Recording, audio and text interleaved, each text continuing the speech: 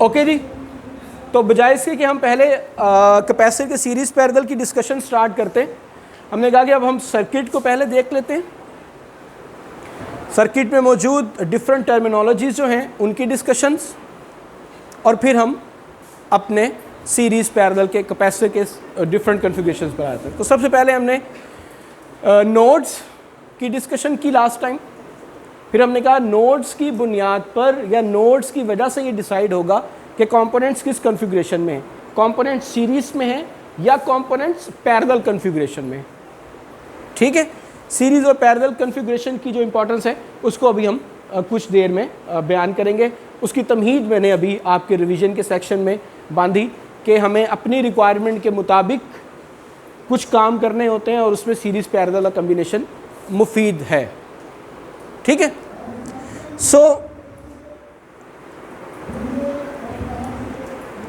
हमने बात शुरू की कि चार्ज किसी एक जगह पर पोटेंशियल रखता है।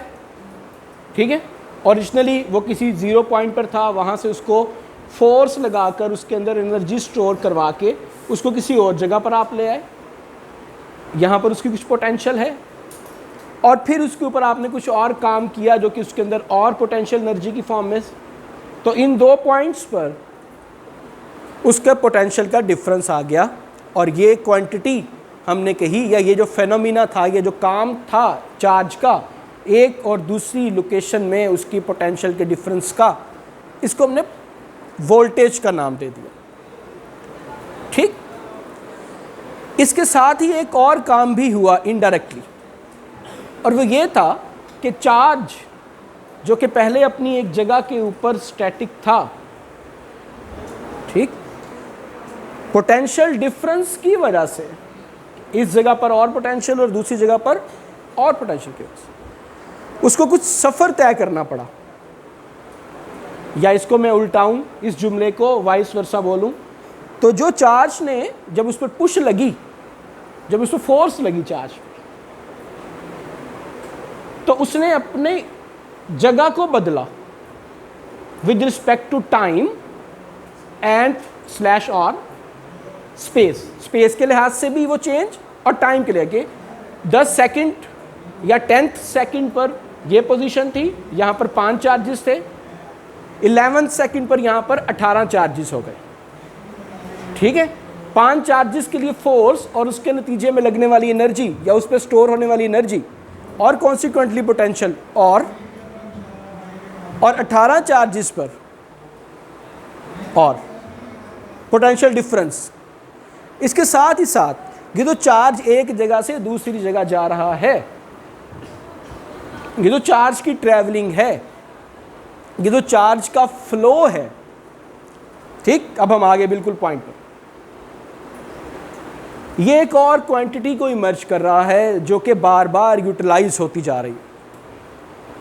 ठीक, इस क्वांटिटी को हम करंट कहते हैं, इलेक्ट्रिक करंट।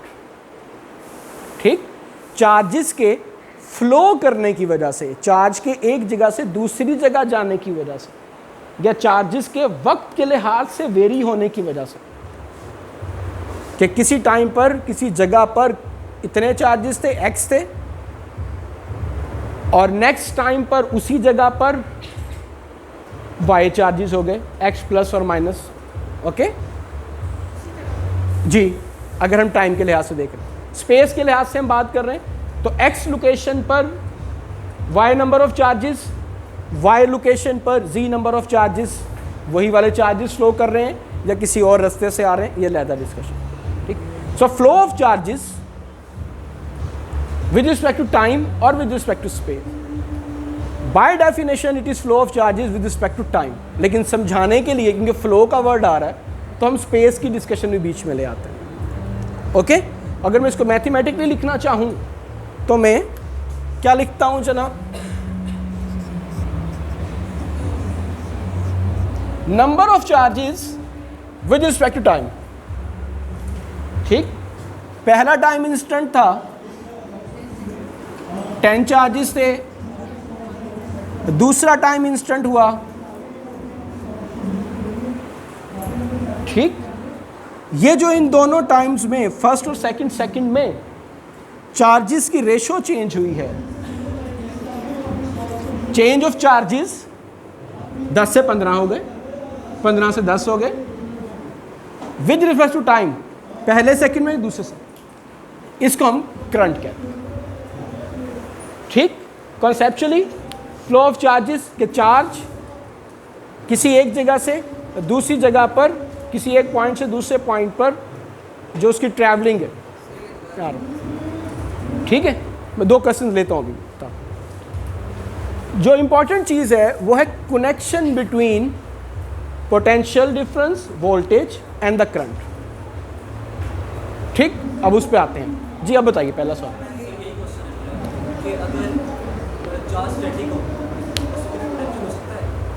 हो सकता है और जो चार्ज का वेरिंग पोटेंशियल है वो चार्ज को करवा सकता है। ओके, ठीक जी जनाब। ये rate of change of charge कि चार्ज वक्त के लिहाज से किस तरह से वेरी कर रहा है। पहले सेकंड में 10 चार्जेस थे, दूसरे सेकंड में 15 हो गए, तीसरे सेकंड में 12 हो गए, चौथे सेकंड में 7 हो गए, पाँचवें सेकंड में 45 हो गए, छठे सेकंड में 145 हो गए। ये वक्त जैसे जैसे चेंज हो रहा है, पहला सेकंड, दूसरा सेकंड, तीसरा सेकंड, इसके लिहाज से चार्जेस के अंदर भी वेरिएशन आ रही है। अगर मैं पहले 2 चार्जेस का डिफरेंस निकालूं तो वो 5 निकलेगा, 10 थे 15 हो गए, इंक्रीज़ हो गए। अगर मैं दूसरे और तीसरे सेकंड के दरमियान में डिफरेंस निकालूं तो वो 15 से 7 हो गए, डिक्रीज़ हो गए। ठीक है, वेरिएशन आ रही है, इंक्रीज़ या डिक्रीज़ की बात नहीं हो रही।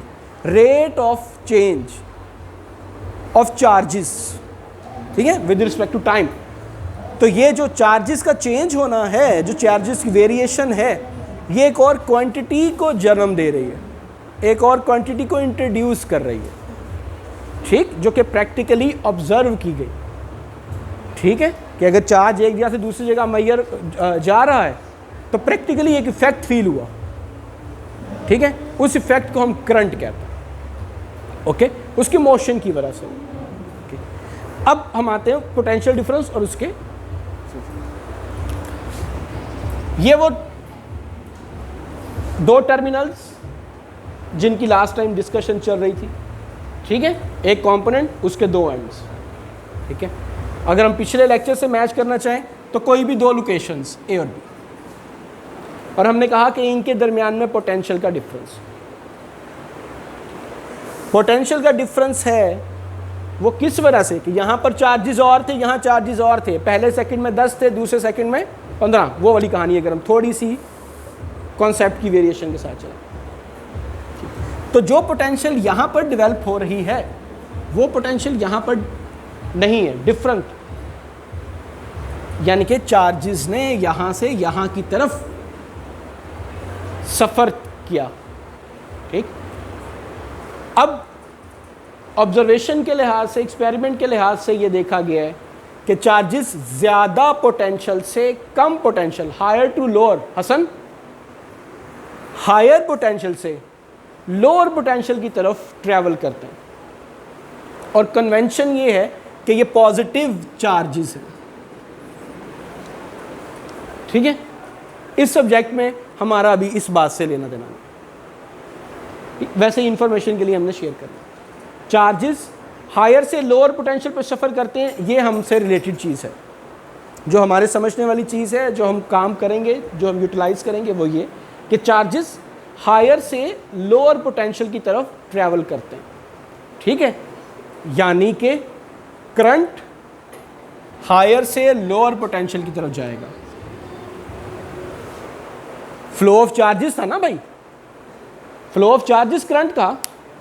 ठीक है, तो हम क्या कह रहे हैं कि चार्जेस हायर से लोअर पोटेंशियल की तरफ जाते हैं, तो करंट हायर से लोअर पोटेंशियल की तरफ जाएगा। बातें मिल रही हैं मोहम्मद अली? ओके, कन्वेंशन ये है कि जो टर्मिनल या जो एंड या जो लोकेशन पॉइंट हायर पोटेंशियल पर होता है उसको हम पॉजिटिव के सिंबल से याद करते हैं, और जो एंड लोअर पोटेंशियल पर होता है वो हम, ये कन्वेंशन है जिन लोगों ने ये डिस्कशन की उन लोगों ने ये कन्वेंशन फिक्स कर दी और अब ये हम नेशनल इंटरनेशनल लेवल पर इस्तेमाल करते हैं। ठीक है, ओके। सो करंट और वोल्टेज का जो रिलेशन है किसी इलेक्ट्रिक कंपोनेंट में वो ये है कि voltage across a component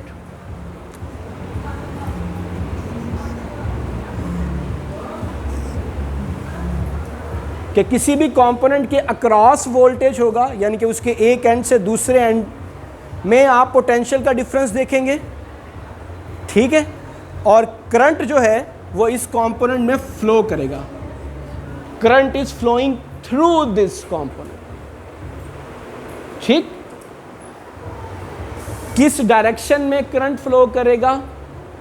potential के लिहाज से हायर से लोअर पोटेंशियल। ठीक, यानी कि अगर आपके पास कोई कंपोनेंट है और आपको ये कहा जाए कि करंट इस कंपोनेंट में ए से बी की तरफ फ्लो कर रहा है, ओके, तो अब आपको ये बात समझने में मुश्किल नहीं होनी चाहिए कि ए टर्मिनल हायर पोटेंशियल पर और बी टर्मिनल लोअर पोटेंशियल पर। जी, इलेक्ट्रिक कंपोनेंट हमारे स्टेज पर हम वायर को आइडियल मान रहे हैं, लास्ट टाइम जो हमारी डिस्कशन हुई थी। ठीक है, हाँ, उसमें अगर ये चीज़ वही 2 पॉइंट्स हैं और अगर यहाँ पर एक वायर प्लेस्ड है तो जितनी पोटेंशियल यहाँ पर थी उतनी ही पोटेंशियल यहाँ पर। ठीक है, ये कोई पोटेंशियल डिफरेंस के लिहाज से नहीं। यहाँ से यहाँ तक प्रॉब रखेंगे तो आपको टेंशन पड़ेगी, लेकिन जितना करंट यहाँ था उतना ही करंट यहाँ पर है। Maximum current, ideally infinite current flow कर रहा है इस वायर में। ठीक है, तो ये इसके दौरान, जी जनाब, ओके, नहीं, ये हमने अभी बात फिक्स की ना कि करंट हायर से लोअर पोटेंशियल पर जाएगा।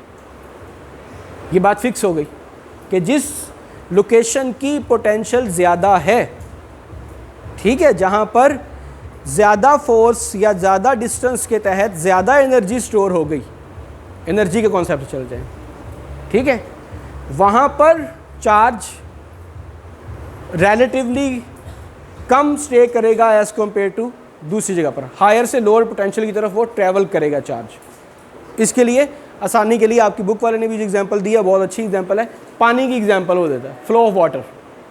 पानी हमेशा ऊंचाई से नीचाई की तरफ, अगर आप उसको सिनोनिम कर लें इसके साथ तो बेहतर होगा। ठीक है, जी जनाब, हम कन्वेंशन करंट की बात कर रहे हैं, इसलिए मैंने ये वाली बात ख़त्म कर दी, इस रफड़ में हम गए ही नहीं।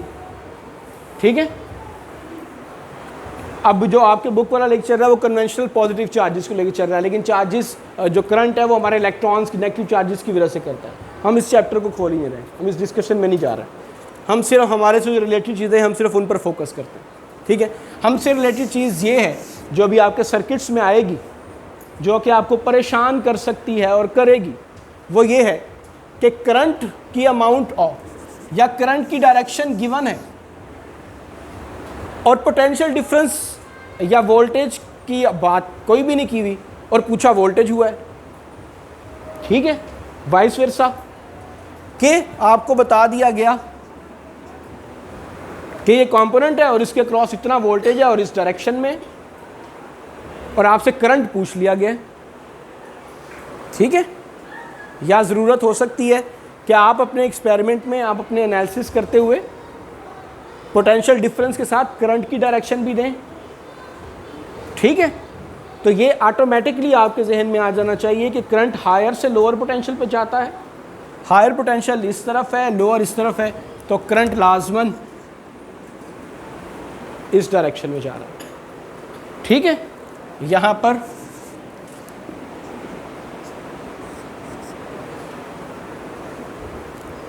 ठीक है, इससे पहले हम ए और बी के नामों से याद चीज़ें करते रहे हैं। कोई ABCD कोई नाम वगैरह नहीं, ठीक। Higher to lower potential is a technical thing, और आपको इसके लिहाज से बातें आराम, ठीक है, बात समझ आ रही? ओके, सो ये करंट और वोल्टेज का रिलेशन हमारे लेवल तक जो हमें रिक्वायर्ड है सर्किट्स के लिए वो यहाँ पर, ठीक है। ओके ओके, अब कुछ कंपोनेंट्स ऐसे हैं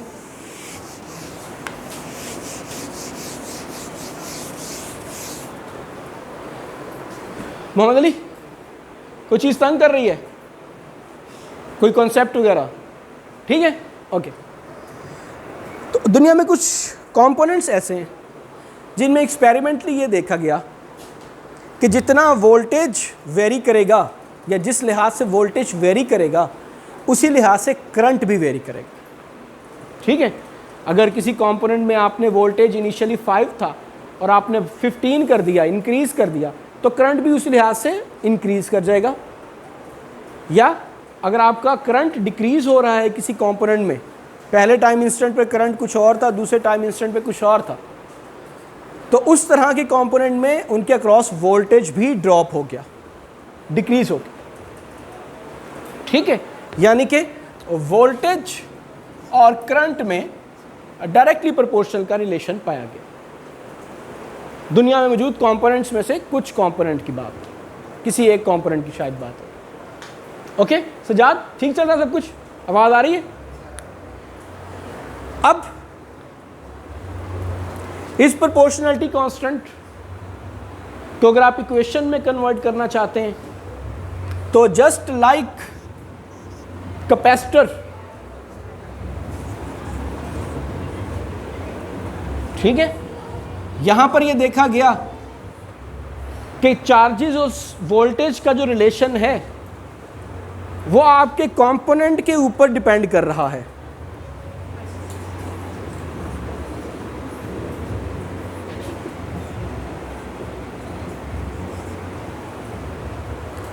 ठीक है, कि कितने चार्जेस स्टोर होंगे कितना वोल्टेज देने पर, इस बात का इन्हिसार था कि जो आपने कंपोनेंट यूज़ किया है वो कितनी सलाहियत रखता है चार्जेस को स्टोर करने की। ये सलाहियत ज़्यादा होगी, चार्जेस ज़्यादा हो जाएंगे, ठीक। आपने वोल्टेज दिए 5, ठीक, ये जो कंपोनेंट था ये 1 की सलाहियत रखता था, 1 फैरेड का नाम ले लूँ तो बेहतर। तो जो टोटल चार्जेस स्टोर हो गए वो कितने हो गए? 5 कॉलम। वोल्टेज आपने उतना ही रखा, इस कंपोनेंट के चार्ज स्टोर करने की सलाहियत बढ़ा दी, तो चार्जेस कितने स्टोर हो गए? ठीक, यानी कि जो वोल्टेज और चार्ज का रिलेशन था उसके अंदर एक तीसरा कंपोनेंट आपका कैपेसिटर भी है। कैपेसिटर के ऊपर भी डिपेंडेंसी है वोल्टेज और चार्ज के स्टोर करने की, ठीक है। ये जो एक्सप्रेशन है ये क्या कह रहा है? ये कह रहा है, अगर यहाँ से यहाँ जाना चाहें, कि अगर आप कैपेसिटर की अमाउंट कांस्टेंट कर दें, आप कहें कि कैपेसिटर है ही 2, अब अगर आप 5 वोल्टेज देते हैं तो चार्ज 10 स्टोर करेगा, अब अगर आप 10 वोल्टेज देते हैं तो चार्ज 20 करेगा, अब अगर आप 3 वोल्टेज देते हैं तो चार्ज 6 करेगा, ठीक। दिस वे, अगर ये कंपोनेंट कैपेसिटर कांस्टेंट है तो, ठीक है, कांस्टेंट ऑफ इक्वेशन जिसको आप कहते हैं, ओके। बिल्कुल इसी तरह जिस तरह चार्ज और वोल्टेज का रिलेशन डिपेंड कर रहा था कैपेसिटर की चार्ज स्टोर करने पर, इसी तरह ही ये जो कंपोनेंट जिसकी हम बात कर रहे हैं, जहां पर वोल्टेज और करंट डायरेक्टली प्रोपोर्शनल है, ये भी डिपेंड करते हैं आपके मटेरियल की चार्जेस को मुज़ाहमत फराहम करने की सलाहियत पर, कि चार्जेस को वो कितना धक्का दे रहा है, चार्जेस को कितनी ऑपोजिशन ऑफर कर रहा है कि वो फ्लो ना करे। चार्ज यहाँ पर था, ठीक है, और उसने अब यहाँ से दूसरी जगह पर जाना है, फ्लो ऑफ चार्ज। लेकिन अब यहाँ पर पानी का पूरा एक पाउंड है, पानी में से ट्रैवल करके जाना मुश्किल है, हवा में से जाना आसान है, क्योंकि पानी मुज़ाहमत, ऑपोजिशन ऑफर कर रहा है मेरे ट्रैवल करने में, ठीक है। इस तरह ही कुछ कंपोनेंट्स हैं जो कि चार्जेस को फ्लो करने में ऑपोजिशन ऑफर करते हैं। मिसाल के तौर पर लोहा या पानी, ठीक है, इनमें से चार्जेस एक जगह से दूसरी जगह पर आसानी से नहीं जा सकते, ठीक है, तो इनकी रेजिस्टेंस बहुत ज़्यादा है। On the other hand plastic या लकड़ी, ये चार्जेस को फ्लो करने में बहुत ज़्यादा मददगार हैं, बहुत ज़्यादा हेल्प प्रोवाइड करते हैं। पाइन तुसी भी जागो ना यार। हाँ भाई, बाकी लोग जो सो रहे हैं, बिल्कुल पेपर इस वक्त हल हो रहा है। अभी तक हम 2 दफ़ा आपको डेमो दे चुके हैं कि जो कुछ क्लासरूम में होगा वही आपके क्वेश्चन पेपर के अंदर होगा। अभी भी आप नहीं जाग रहे हैं तो आपकी अपनी मर्जी है। It's all about the classroom, exam is all about the classroom. Okay Hasan साहब, कुछ समझ आ रही है कि लकड़ी जो है उसकी रेजिस्टेंस बहुत कम है, वो चार्जेस को बहुत ज़्यादा हेल्प प्रोवाइड कर रही है फ्लो करने में, ऐसा ही है नहीं? ओके, सो किसी मटेरियल की वो सलाहियत जिसकी वजह से वो चार्जेस को, जिसकी वजह से ये देखा जाए कि ये चार्जेस को फ्लो करने में कितनी ऑपोजिशन ऑफर कर रहा है, उसको हम रेजिस्टेंस कहते हैं, ठीक। और वोल्टेज और करंट का रिलेशन किसी भी रेजिस्टर में, ठीक, रेजिस्टर को हम इस तरह की कॉम लाइक शेप से रिप्रेजेंट करते हैं, जबकि कैपेसिटर को हम ये पैरेलल प्लेट कैपेसिटर को इस तरह से रिप्रेजेंट करते हैं। ओके, दूसरा कंपोनेंट हम पढ़ रहे हैं, जिस तरह ये वोल्टेज और करंट का रिलेशन, जिस तरह चार्ज और वोल्टेज का रिलेशन कैपेसिटर पे डिपेंड कर रहा था, बिल्कुल उसी तरह वोल्टेज और करंट का रिलेशन रेजिस्टर पे भी डिपेंड कर रहा है, ठीक। और रेजिस्टर की डिज़ाइनिंग की जब आप बात करें,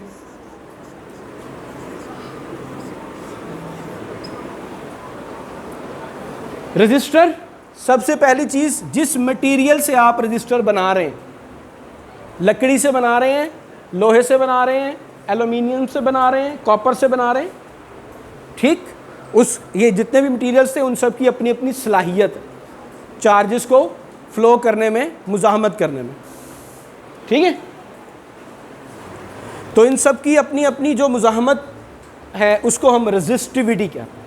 लकड़ी की अपनी रेजिस्टिविटी हो गई, कॉपर की अपनी रेजिस्टिविटी हो गई, एल्युमिनियम की अपनी रेजिस्टिविटी हो गई, ओके। सो अब अगर आपसे वही वाली बात जो पिछले वाले क्विज में थी कि कैपेसिटर की प्लेट्स एल्युमिनियम की हैं, अगर यहाँ पर कह दिया जाए कि रेजिस्टर कॉपर का बना हुआ है या कार्बन का बना हुआ है, तो इट मीन्स कि अब आपने यहाँ पर उस मटेरियल की रेजिस्टिविटी लिखी। क्यों भाई, ये बात पहुँची है कि नहीं? हाँ भैया, क्या नाम है अपना? अहमद, बात समझ आई थोड़ी कि कैपेसिटर की डिज़ाइनिंग और रजिस्टर की डिज़ाइनिंग में थोड़ा सा डिफरेंस पहले ही आ गया, समझा?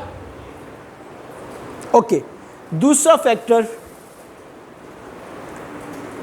लेंथ, जो आप रजिस्टर डिज़ाइन करने लगे हैं उसकी लेंथ कितनी है।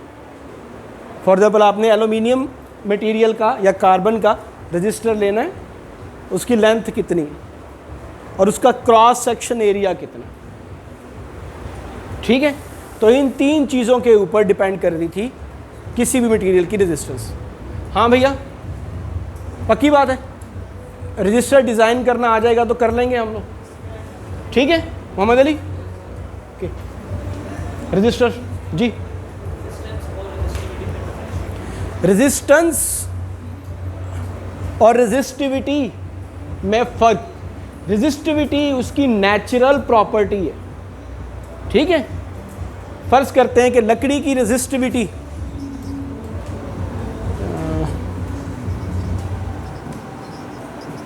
फर्ज कर लेते हैं ओहम, 1 मिलियन ओहम फर्ज किया हमने, ठीक है। अच्छा सॉरी, रेजिस्टेंस का यूनिट ओहम, ठीक है। जबकि आयरन की रेजिस्टिविटी वो सलाहियत जिसकी वजह से ये मुज़ाहमत फर्क कर, अच्छा इसका जो रेजिस्टिविटी का यूनिट है वो ओहम नहीं है, वो पर मीटर, ओहम पर मीटर, हाँ ठीक है। जबकि आयरन की हो सकता है कि 10, ठीक है। हम ये बात पहले देखी ना कि आयरन बहुत कम ऑपोजिशन और वुड बहुत ज़्यादा ऑपोजिशन ऑफर कर रहे हैं, ठीक है। तो ये इसकी इनहेरेंट प्रॉपर्टी है। अब इसी आयरन के मैंने 2 मुख्तलिफ पीसेस लिए, सबसे पीछे वाले को नजर आ रहा है, नीचे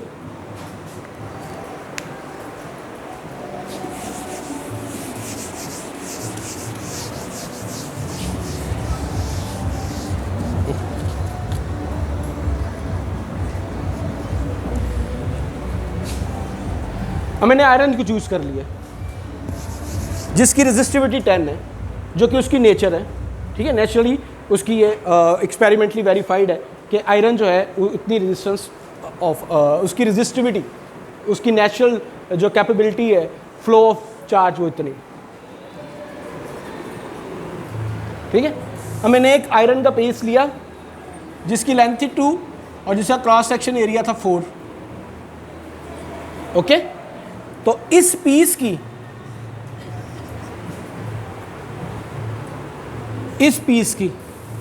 जो ऑपोजिशन है, ऑपोजिशन फ्राहम करने की सलाहियत है, रेजिस्टेंस है, वो 5 हो गई। On the other hand material वही मैंने लिया जिसकी रेजिस्टिविटी इतनी थी, आयरन ही लिया, मैंने लेंथ थोड़ी चेंज कर दी, क्रॉस सेक्शन भी उतना ही रखा। तो अब जो नया पीस बना है इसकी मुज़ाहमत करने की सलाहियत मुख्तलिफ है,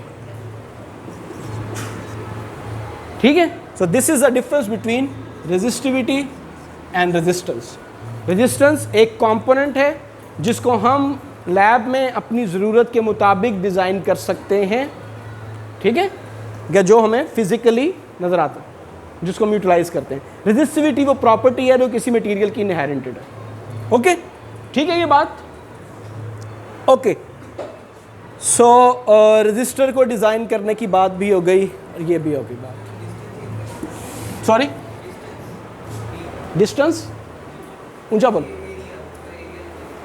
क्रॉस सेक्शन एरिया हो गया ना, उसकी लेंथ कितनी, उसकी विड्थ, अगर ये सर्कुलर होगा तो उसका पाई आर जितना भी सर्कुलर का क्रॉस सेक्शन एरिया होता है, ठीक है। एक सर्कुलर वायर है ना जिसको आपने लेना कॉपर, तो इसका क्रॉस सेक्शन एरिया कितना, ठीक है।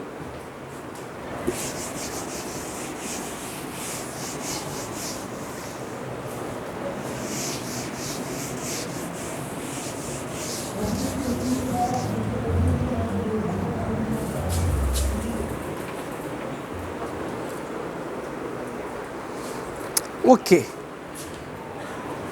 अब हम चलते हैं अपने जो कल हमने डिस्कशन स्टार्ट की थी कि किसी भी इलेक्ट्रिक सर्किट में जो कंपोनेंट्स हैं वो डिफरेंट तरीके से कनेक्ट होते हैं, ठीक है।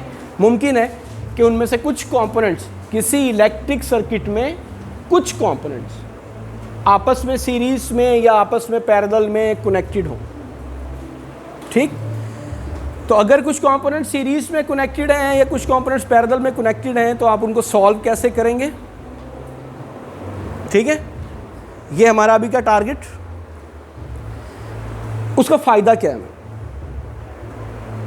एक फ़ायदा कि जो आपका सर्किट है जो एक कॉम्प्लिकेटेड नज़र आ रहा है आपको, वो सिंप्लीफाई हो जाएगा।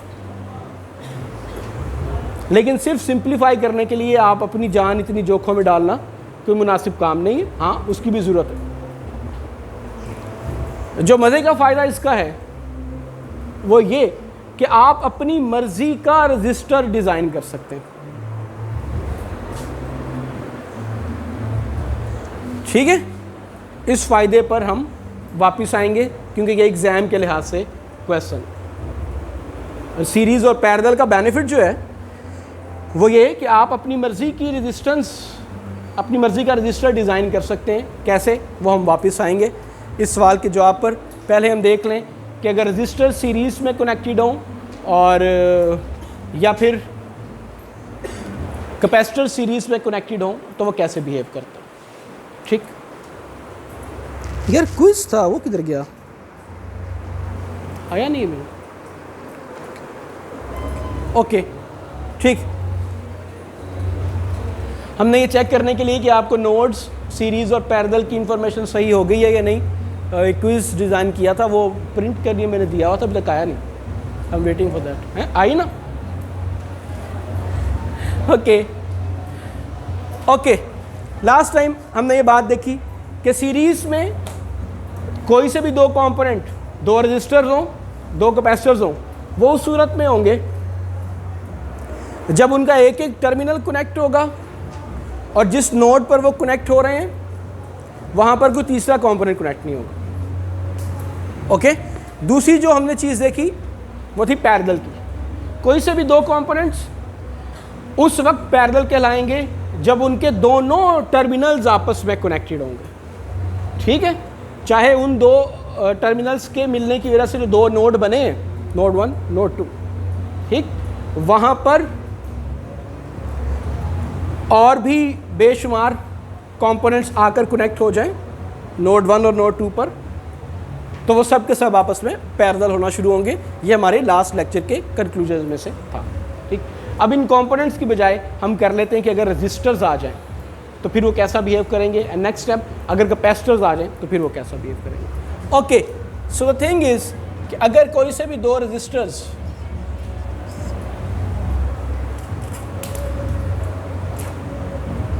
अब इशू ये है कि ये जो दो रजिस्टर्स हैं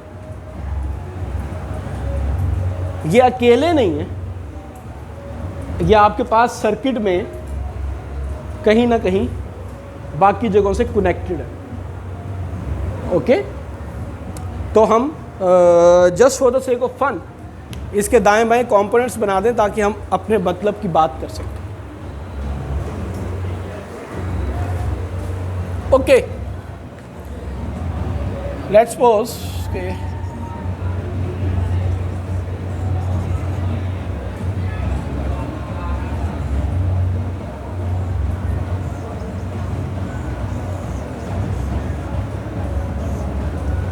लेट्स सपोज कुछ इस तरह की स्ट्रक्चर हमारे पास। ठीक, और अब हमारा मकसद ये है कि हम इस सर्किट में मौजूद सीरीज़ और पैरेलल में जो कंपोनेंट्स हैं उनको सॉल्व कर सकें। ठीक, हमने सबसे पहला जो पॉइंट देखा, जैसे ही हमने अपने सर्किट को देखना है सबसे पहले, ठीक, तो जो चीज़ हमने करनी है वो क्या है, इन्ना लिल्लाहि व इन्ना इलैहि राजिऊन। ओके, उसके बाद एक दफ़ा अल्हम्दुलिल्लाह और 3 दफ़ा कुल हुवल्लाह पढ़ के सर्किट पर फूंक दें। ओके, ये सब कुछ करने के बाद जो सबसे पहली चीज़ इलेक्ट्रिक सर्किट को देखते ही आपने करनी है वो नोड्स की आइडेंटिफिकेशन है कि इस सर्किट में, कंपोनेंट की बात नहीं हो रही, इस सर्किट में नोड्स कहाँ कहाँ पर हैं। ओके, सो ये लास्ट टाइम है जब मैं नोड्स की आइडेंटिफिकेशन कर रहा हूँ, इसके बाद आप लोग करेंगे। ठीक है, दो कंपोनेंट्स या दो से ज़्यादा कंपोनेंट्स का इंटरकनेक्टिंग एक नोड कहलाता है। It is the node 1। ठीक, के and it is a node 2। हमने कहा कि ये तो जस्ट लेबलिंग है, हम कहीं पर भी लेबलिंग कर सकते हैं। ठीक है, ये और ये तीन रजिस्टर्स आपस में मिल रहे हैं। ठीक, और इनकी वैल्यूज़ हैं 4 ओहम, 5 ओहम, 6 ओहम, 7 ओहम, कुछ भी हम कर लेते हैं।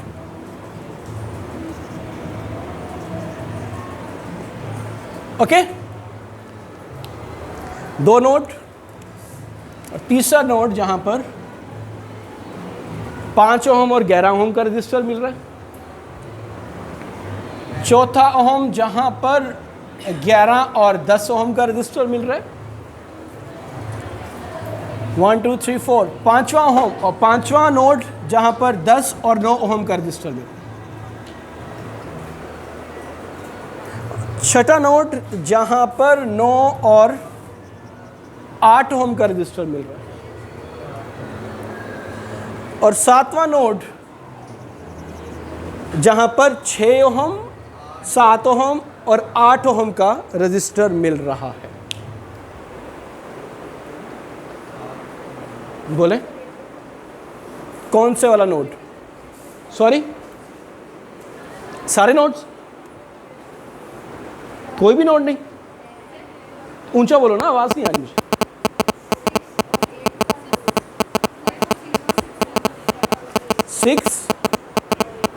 सिक्स और 8, 6 ओहम का रजिस्टर, 7 ओहम का रजिस्टर और 8 ओहम का रजिस्टर आपस में कनेक्टेड है, और जिस जगह पर ये कनेक्टेड है उसको हम नोड कहते हैं। इट कुड बी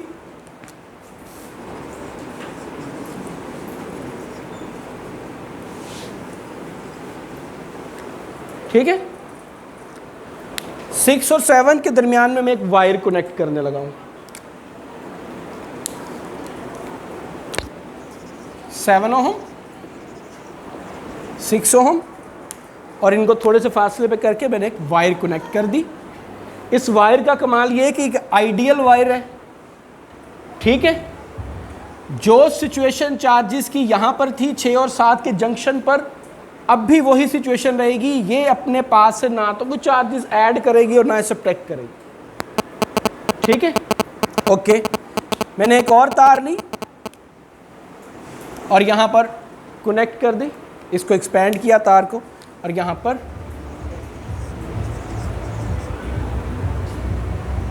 ठीक है। तो वो जो नोड यहां पर एक बन रहा था, अभी भी वो एक ही नोड है, इंटरकनेक्टिंग पॉइंट एक ही जगह पर,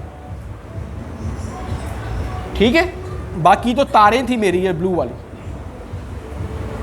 अब इसकी रिप्रेजेंटेशन के लिए, अपने आप को समझाने के लिए, आपने इसको कहीं पर लेबल करना, ठीक है। वो लेबल आप यहां पे भी कर सकते हैं, यहां पे भी कर सकते हैं, यहां पे भी कर सकते हैं, यहां पे भी कर सकते हैं, ठीक है। हाँ ठीक है, यहां पे भी कर सकते हैं, ठीक है, कि जहां पर आपको सेंटर पॉइंट लग रहा हो वहां पे भी कर दो, कोई इतराज नहीं है। ओके, क्योंकि चार्जेस का बिहेवियर जैसा यहां पर है वैसा ही यहां पर है, वैसा ही यहां है, वैसा ही यहां है, वैसा ही यहां। ये अब आपकी अंडरस्टैंडिंग है कि आप उसको कैसे। ओके, बात सही है भाई? हाँ भाई, ठीक है। तो जैसे ही आपने सर्किट देखा, आपने सबसे पहले नोड्स को आइडेंटिफाई कर लिया कि नोड्स कितने हैं। ओके, नहीं अभी क्या टोपी में से कबूतर निकल आया? कोई नई बात है? परेशान बैठे? हाँ भैया, परेशान बैठे कि सोए बैठे? ओके, अब अगला स्टेप है कि आपने देखना है कि कौन कौन से कंपोनेंट सीरीज में हो सकते हैं, कौन कौन से कंपोनेंट्स पैरेलल में हो सकते हैं। उसके लिए फिर दोबारा से आपने सीरीज और पैरेलल की इंफॉर्मेशन को यूटिलाइज किया, राइट। तो आपने देखा कि 4 ओम का रजिस्टर और 7 ओम का रजिस्टर आपस में कनेक्टेड हैं, और जहां पर ये कनेक्टेड है वहां पर कोई तीसरा कंपोनेंट भी कनेक्टेड नहीं है। तो 4 ओम और 7 ओम सीरीज में है, ठीक है। मैं आप लोगों के लिए बहुत स्लो चल रहा हूं, तकरीबन पिछला पूरा लेक्चर रिपीट होने लगा, तो प्लीज़ अटेंटिव रहिएगा ज़रा। ओके, नेक्स्ट स्टेप पे आपने देखा कि 4 ओम का और 6 ओम का रजिस्टर कनेक्टेड हैं, ठीक है, लेकिन 5 ओम का रजिस्टर भी वहीं पर कनेक्टेड है जहां पर 4 और 6 ओम का रजिस्टर। तो इसका मतलब है कि 4 और 6 सीरीज में नहीं। आप जिन रजिस्टर्स या जिन कंपोनेंट्स को कंसीडर कर रहे हैं आप सिर्फ उन्हीं पर ध्यान देना फिलहाल अभी। ओके, ये डिसीजन खत्म हुआ। 5 ओहम और 6 ओहम को आपने देखा कि ये सीरीज में है या पैरेलल में, तो आपने देखा कि 5 ओहम और 6 ओहम है। ओके, 5 ओहम और 6 ओहम का एक एक कंपोनेंट तो मिल रहा है, लेकिन अगेन 4 ओहम का रजिस्टर है वो वहीं पर कनेक्टेड है जहां 5 और 6 हैं, तो 5 और 6 भी सीरीज में नहीं है। ठीक है, जिस तरह से इन दोनों को आपने सीरीज में नहीं, उसी फॉर्मूले के तहत इन दोनों को भी सीरीज में नहीं माना, और उसी फॉर्मूले के तहत इन दोनों को सीरीज में माना। ठीक, ओके।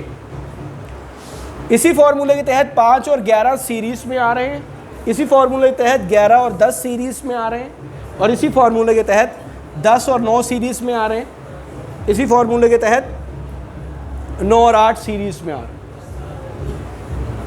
ठीक, सही है जी। ओके, 8 और 6 7 की वजह से सीरीज में नहीं। इसी तरह ही 8 और 7 6 की वजह से सीरीज में नहीं। ठीक है, जबकि 6 और 7 आपस में पैरेलल में है। क्यों?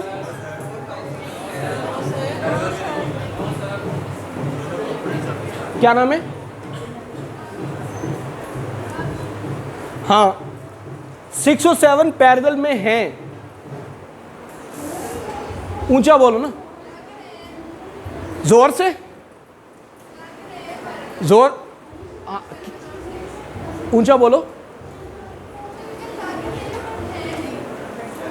ये क्या बात है भाई? लग रहे हैं, है नहीं, क्या मतलब? या हैं या नहीं है? क्यों नहीं है? शाबाश। 4 ओम का रजिस्टर, वेरी गुड। ये कहना चाह रही हैं कि कोई से भी दो कंपोनेंट्स पैरेलल में तब होंगे जब उनके एक एक टर्मिनल और दूसरा दूसरा टर्मिनल आपस में कनेक्टेड होंगे। ठीक है, रिगार्डलेस हो वो आमने सामने हैं। ठीक है, तो ये 6 और 7 हम पैरेलल में नहीं है। अकॉर्डिंग टू सेम डेफिनेशन 11 और 10 भी पैरेलल में नहीं। सेम डेफिनेशन 9 और 10 पैरेलल में नहीं। ठीक, सेम डेफिनेशन 9 और 8 पैरेलल में नहीं। ओके,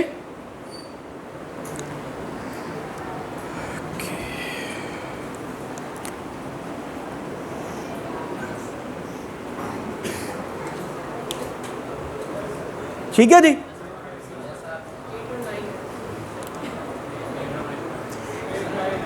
एट और 9 पैरेलल में आ गए। ठीक है, अरहम 8 और 9 पैरेलल में आ गए। क्यों? 8 का एक कंपोनेंट और 9 का 8 का एक टर्मिनल और 9 का एक टर्मिनल आपस में कनेक्टेड है। 8 का अदर टर्मिनल और 9 का अदर टर्मिनल भी आपस में कनेक्टेड है। ठीक है, तो जिस डेफिनेशन की रूह से ये दोनों पैरेलल में नहीं थे, उसी डेफिनेशन की रूह से ये दोनों पैरेलल में आ गए। ओके, हाँ अली रज़ा बोलो। नहीं, 8 और 9 का ये जो टर्मिनल है यहाँ पर 6, 7 और 10 कनेक्टेड है, तो ये सीरीज में नहीं है। ठीक है, ओके, ठीक है जी। दूसरी साइड वाले से हो सकता है जनाब। हाँ, लेकिन पैरेलल की कंडीशन फुलफिल हो रही है तो कह रहे हैं कि सीरीज़ की ना करें।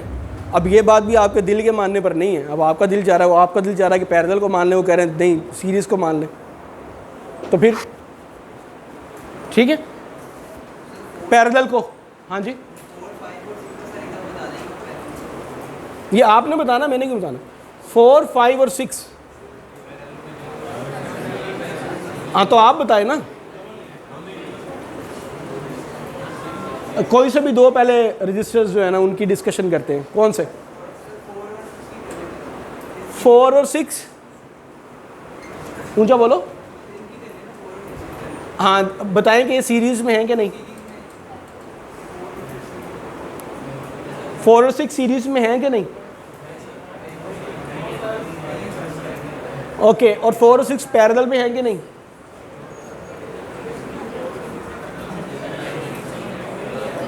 बोलो। 4 और 6 पैरेलल में नहीं है क्योंकि 6 का ये वाला टर्मिनल अदर टर्मिनल और 4 का ये जो अदर टर्मिनल है ये आपस में डायरेक्टली कनेक्टेड नहीं है और इनडायरेक्टली कनेक्टेड कोई चीज़ नहीं है। ठीक है, ओके ठीक है जनाब। तो सबसे पहला स्टेप आपने क्या करना है, नोड्स की इंफॉर्मेशन। हाँ अरहम बोलो, मुझसे पूछ लो, ऊंचा बोलो। 7 और 8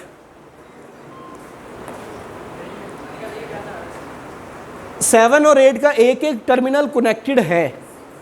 कंडीशन नंबर 1 फुलफिल है। कंडीशन नंबर 2 ये है कि जिस नोड पर ये कनेक्ट हो रहे हैं, ये नोड, वहां पर कोई और टर्मिनल कनेक्टेड नहीं, लेकिन हम देख सकते हैं कि 6 ओहम भी, उसके बाद 9 ओहम भी, 10 ओहम भी, सब यहां कनेक्टेड है। ठीक है, ओके। सो हम बात कर रहे थे कि सीरीज में हो तो उनको इक्वेट कैसे करें, पैरेलल में हो तो उनको इक्वेट कैसे करें। कोई से भी दो रजिस्टर्स अगर सीरीज में आ जाए तो उनका इक्विवेलेंट जो रजिस्टर बनता है वो उनको ऐड करने से बन जाता है। I am not going to drive that, okay. Series का केस,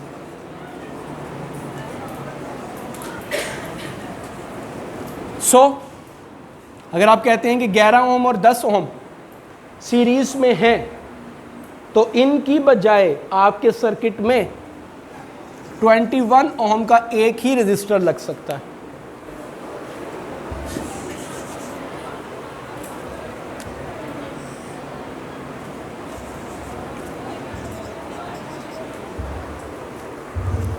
इक्वल, इक्वल का मतलब पता ना, जो काम आपके सर्किट में ये दो रजिस्टर्स कर रहे थे वही काम अब आपके सर्किट में ये एक अकेला रजिस्टर कर रहा है। That's equal. हाँ अली से जा, शाबाश। अगर दो रजिस्टर्स सीरीज में कनेक्टेड हों, ठीक है, और आपकी ये ख्वाहिश हो या आप ये चाहें या आपकी रिक्वायरमेंट हो कि इन दो की बजाय एक रजिस्टर सर्किट में लग जाता तो अच्छा होता, ठीक है, तो वो आप कैसे करेंगे?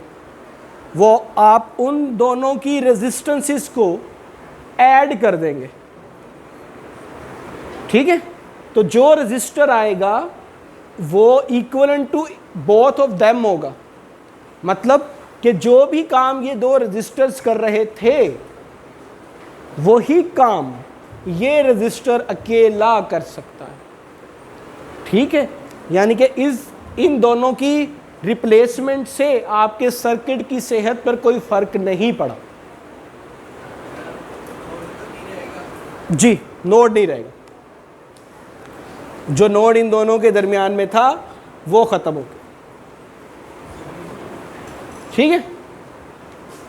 ये लो, ओके। तो ये रिप्लेसमेंट करते हुए आप लोगों ने नोड्स का बहुत ज़्यादा ख्याल रखना है।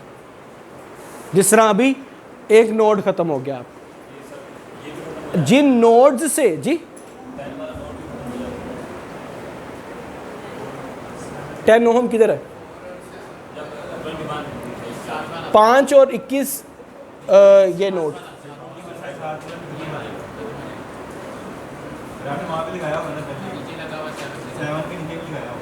अच्छा ठीक है। नोट्स की काउंटिंग मतलब नहीं है हमारा, नोट्स की निशानदही और उसके मुताबिक काम करना हम, ठीक है। नोट की काउंटिंग इतनी ज़रूरी नहीं, ओके ओके जनाब। ऑन द अदर हैंड अगर दो रजिस्टर्स पैरेलल में आ जाते हैं 9 और 8, और आपकी ख्वाहिश वही वाली पुराने वाली कि इनकी जगह पर कोई एक रजिस्टर लग जाए, ठीक है अली सज्जाद, तो हम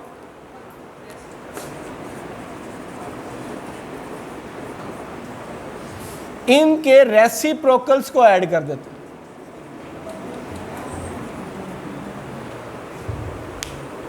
ठीक है, 1/9 1/8 ऐड किया, जब जवाब आ गया तो उसको स्विच करके लेके आपने आर इक्विवेलेंट ही आना। ठीक,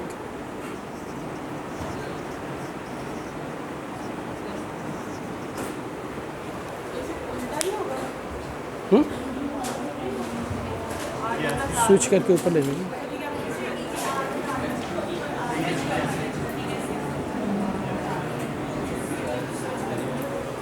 ठीक है, ओके। बहरहाल सारा कुछ तो लिखा हुआ है किताब में और किताब आपके पास होगी, ठीक है, तो ये याद करने की ज़रूरत नहीं है, लेकिन इंशाल्लाह जब आप प्रैक्टिस करेंगे, जो कि आपको बहुत ज़्यादा करनी है, तो ये वैसी ज़ुबानी आपको याद हो जाएगी। ठीक है, किताब के सहारे की ज़रूरत नहीं पड़ेगी।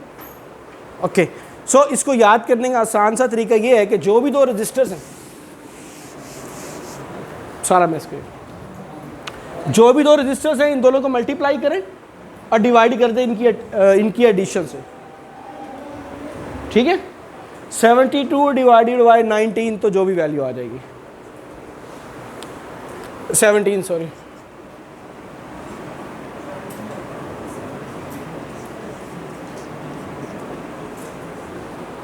ठीक है। सो अब हम ये कहना चाह रहे हैं कि इन दोनों रजिस्टर्स की बजाय अगर हमारे सिस्टम में एक रजिस्टर लग जाए, ठीक है, वायर थी तो वायर को हम ब्लू से बना रहे थे, जिसकी वैल्यू, ये नंबर निकला नहीं अभी,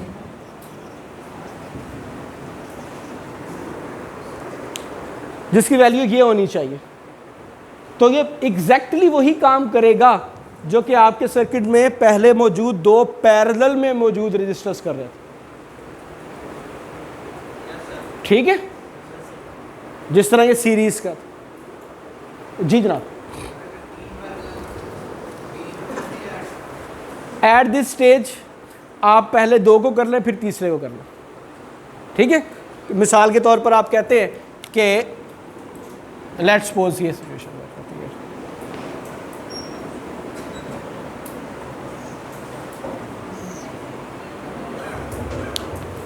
ठीक है, तो पहले आपने इन दोनों को और उसके बाद फिर अब ये 21 और इसको करें।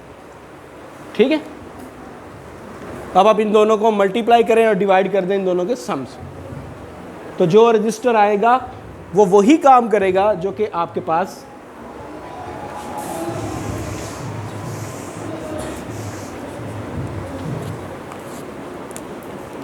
वो जो भी इनकी वैल्यू उसके साथ लिस्ट होगा। ठीक, इस तरह से जो आपके पास एक कॉम्प्लिकेटेड किस्म की स्ट्रक्चर थी वो एक सिंप्लीफाइड फॉर्म में आना शुरू हो जाएगी। अब आप देखें तो ये दो रजिस्टर सीरीज में होंगे, ठीक है, इनकी बजाय आप एक रजिस्टर लगा सकते हैं। ठीक, जो भी अमाउंट इसकी एक्स बन गई। फर्दर ये दोनों पैरेलल में हो गए, इनकी बजाय आप एक रजिस्टर कनेक्ट कर सकते हैं।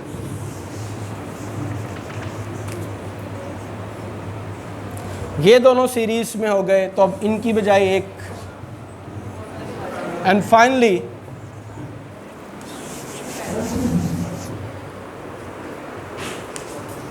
ठीक है, इक्विवेलेंट अगर पॉसिबल है तो ये अब अगली बात, वो फॉर्चुनेटली अनफॉर्चुनेटली मैंने सर्किट को मिटा दिया।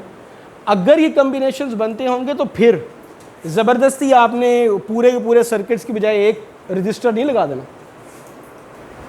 प्लीज़ नोट कीजिएगा ये वाली बात। इक्विवेलेंट सर्किट बनाना है आपने, एक सर्किट दिया गया जिसके अंदर 7 रजिस्टर थे और आपसे कहा कि इसको सिंप्लीफाई करें, ठीक है, और 2 या 3 रजिस्टर्स के बाद आपने देखा कि और सिंप्लीफाई नहीं हो सकता, दैट्स इट, वो इक्विवेलेंट सर्किट है उसका। अब ज़बरदस्ती नहीं है कि आपने एक, ठीक है।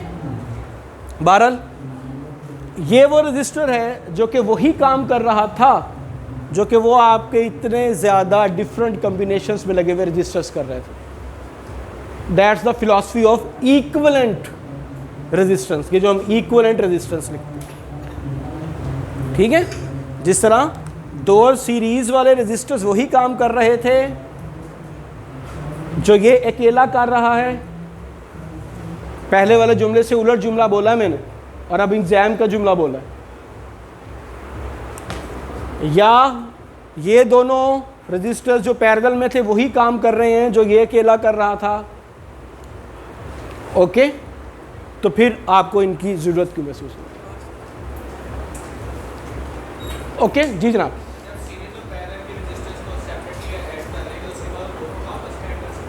जी कर सकते हैं, अभी हम वही कर रहे थे कि 2 पैरेलल में थे, उनकी बजाय एक रजिस्टर बनाया तो अब नया रजिस्टर आ गया, वो पुराने वालों की कहानी ख़त्म हो गई, ठीक है। अब उस रजिस्टर और अगले रजिस्टर को वो पैरेलल में है, सीरीज़ में है या नहीं है, ठीक है। अब अगली डिस्कशन शुरू होगी नए सिरे से, ओके। अब आपने दोबारा से उन दोनों के दरमियान में देखना है कि ये सीरीज़ में है, उसकी कंडीशन फुलफिल हो रही है कि नहीं, ये पैरेलल में है, उसकी कंडीशन फुलफिल हो रही है कि नहीं, फिर उसके मुताबिक एक्ट करना है अगर करना पड़े तो, ओके जी जनाब। 1 बाय 1 आवाज़ नहीं आ रही, आवाज़ नहीं आ रही जी, बिल्कुल ओके। कुछ नहीं करेंगे, उस पर रहम करेंगे हम, उसको वैसे ही रहने देंगे ना हम।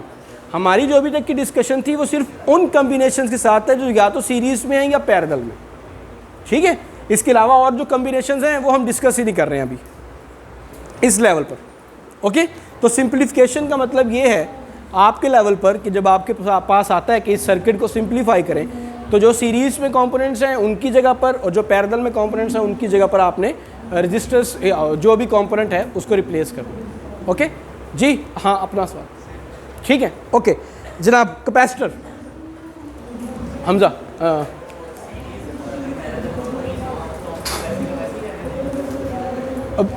नोट ऑफ थैंक्स लिख के आएंगे साहब। Thank you sir, you are very great, thank you very much, फिर लिख के बैठे, ठीक है।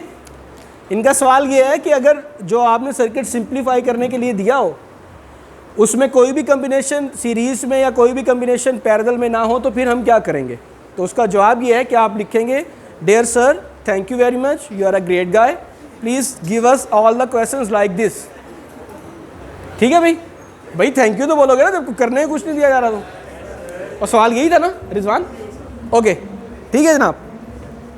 लेकिन आपको सिंप्लीफाई करने के लिए दिया जाएगा तो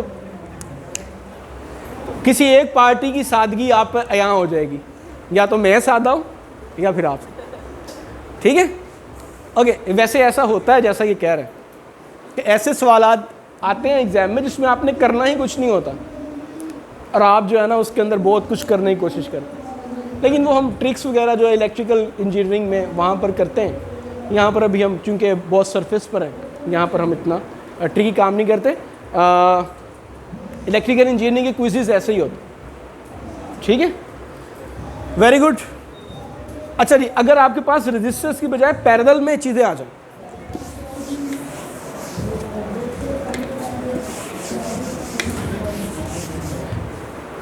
रजिस्टर की बजाय कैपेसिटर आ गया, कंपोनेंट चेंज हो गया, हमने 2 कंपोनेंट्स अभी तक पढ़ लिए हैं सर्किट के, ठीक है। अगर 2 कैपेसिटर्स सीरीज में आ जाएं,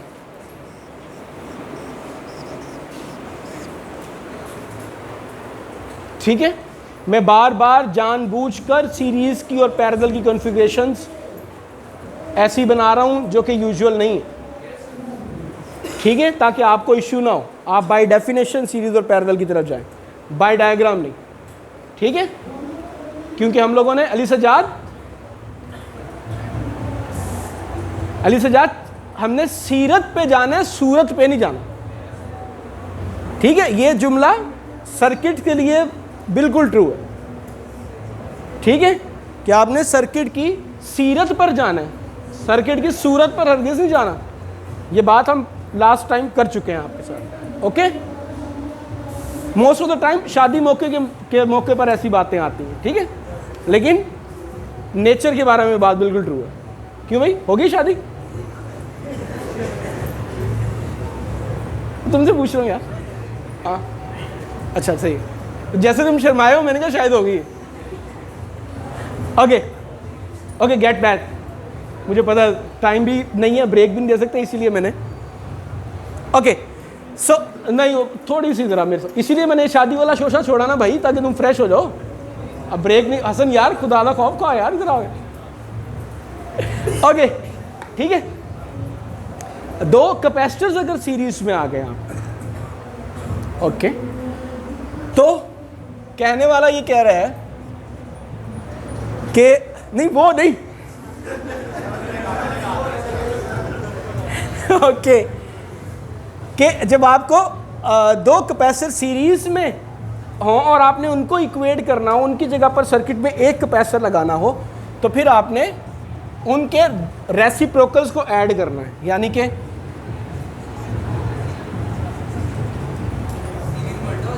दैट्स नहीं जो रेजिस्ट। अच्छा, ये वाली बात अब आप लोगों ने अपने याद करने के लिए तो जहन में रख लेनी है, लेकिन कहीं पर मेरे नाम से बतानी नहीं कि सर ने ये कहा था, ठीक है।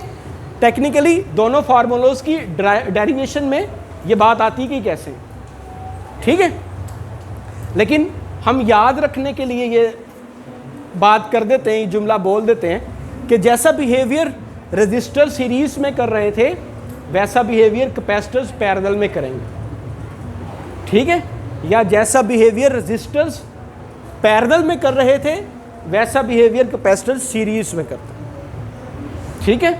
तो अगर दो कैपेसिटर्स सीरीज में आ जाते हैं, सॉरी पैरेलल में आ जाते हैं, तो उनका इक्विवेलेंट जब आप बनाते हैं तो उनकी कैपेसिटेंसेस को ऐड कर देते हैं। दो रेजिस्टर्स पैरेलल में आ रहे थे तो उनके रेसिप्रोकल्स को ऐड किया जा रहा था।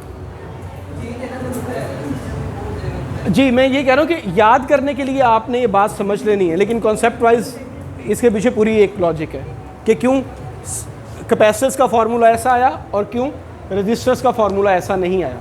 लेकिन चूंकि हम डेरिवेशन पर जा नहीं रहे हैं तो हम इसीलिए फार्मूलेस पर आगे बढ़ेंगे, ठीक है।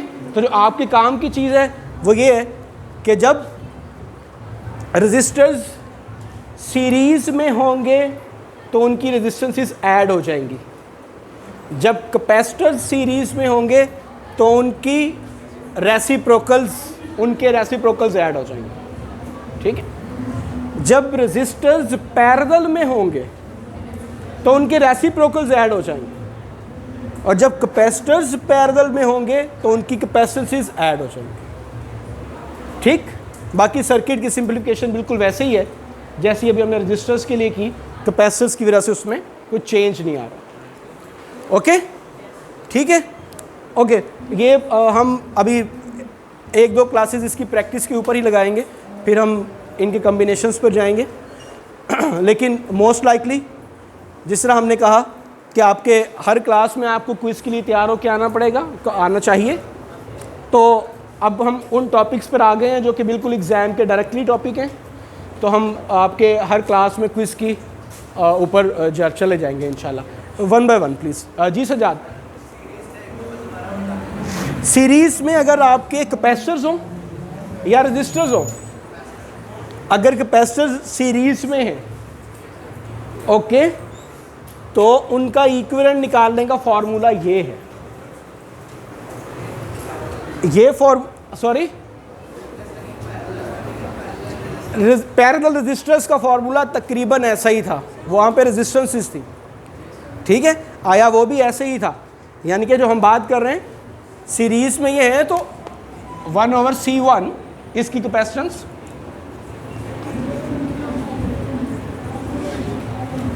एलसीएम लेके इसको आप ट्विस्ट करेंगे तो ये फॉर्म, ठीक है। जी जनाब, जस्ट